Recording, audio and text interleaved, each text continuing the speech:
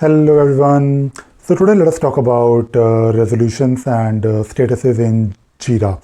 Now I wanted to make this video, although I have talked about this and I'm sure I must have shown you something on my channel, but I thought, okay, let us make a video where I can explain when to use resolutions and when not to use resolutions, or when to use status and when not to use statuses. Now I'll give you an example. Let us say you're talking about a bug, right? Now when you resolve a bug, you may not always fix it, or I should say when you work on the life cycle of a bug, of course the bug will go through different statuses, and that is of course your workflow. Workflow is the life cycle, and usually when you raise a new bug, it will go to a to-do state or maybe open state, ideally open state, and then someone will acknowledge it, and then based on their initial assessment, they will, after acknowledging, they will start working on it, or they may just reject it, that it is not really a bug, it was maybe something that they cannot reproduce, or maybe it cannot be fixed. So this is of course something that you can do with the workflow. So you can have different statuses in the workflow, but imagine that you need to know for sure by looking at the bug or maybe a list of bugs somewhere.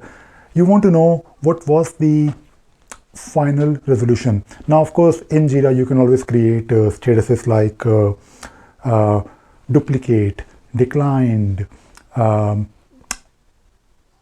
or maybe not fixed, right? You can always create these statuses, but ideally you should be using a resolution field. So what you can do is, of course, and of course there are different ways of doing it. You can have resolutions like duplicate, decline, cannot reproduce, and blah blah blah. And when you are moving your issues or bugs in this case to that final stage, which is usually done or closed, and of course make sure in your workflow you are asking people to fill up the resolutions, or you're setting it automatically using a post function.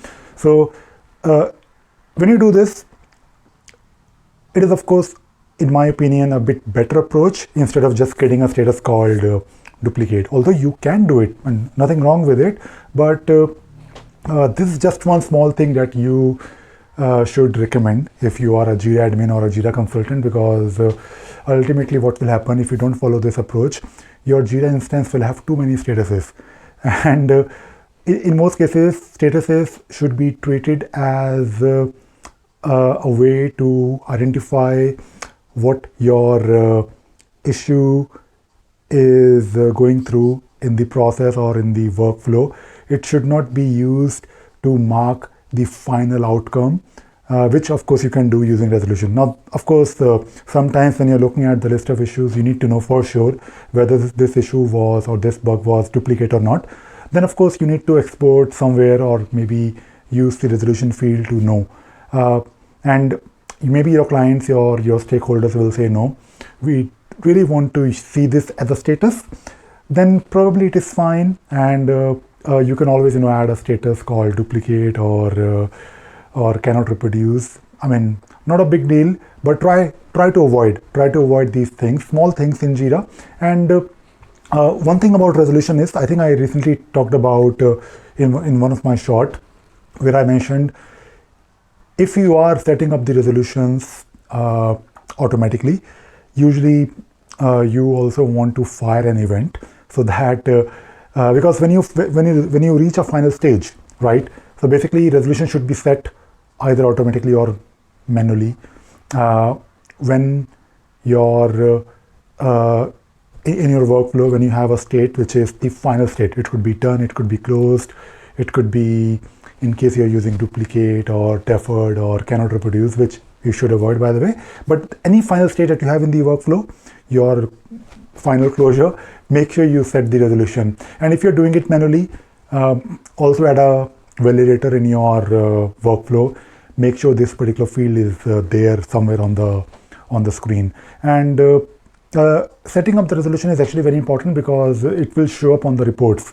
Because Jira, when you create like issues created versus resolved reports or charts or gadgets somewhere on your dashboard, the resolution field, when it is set, it means that there is no further action needed, right? Now, at the same time, when you reopen the issue, right? When you reopen the issue, you also need to make sure that the resolution is cleared. So you can do that, of course, using a post function, and you should do this using a post function. So whenever you are setting up your workflow, always review your workflow properly and make sure you are clearing the resolution. And of course, doing this can be a bit problematic when you have a simplified workflow, because in your simplified workflows you have different states, right?